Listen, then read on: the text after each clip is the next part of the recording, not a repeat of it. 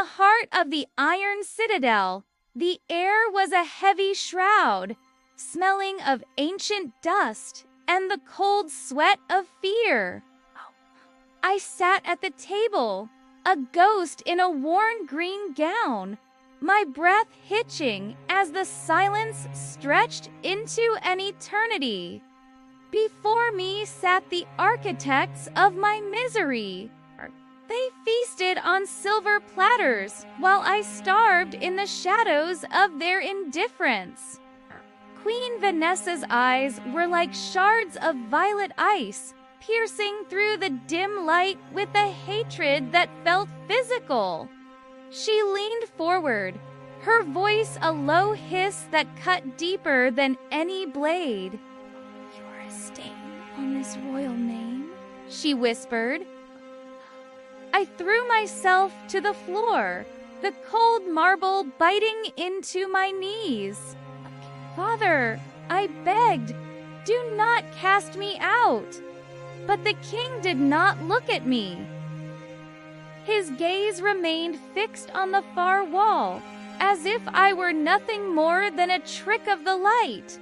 Then came the hands. My half-brothers, tall and looming like statues of vengeance, stepped from the shadows to claim me. They grabbed my arms with a strength that offered no mercy, their grip bruising the skin I had tried so hard to protect. With a desperate surge of strength, I broke free. I didn't think. I only ran, my heart drumming a frantic rhythm against my ribs. I flew through the high-ceilinged corridors, green dress trailing like a dying leaf through a forest of stone and silence.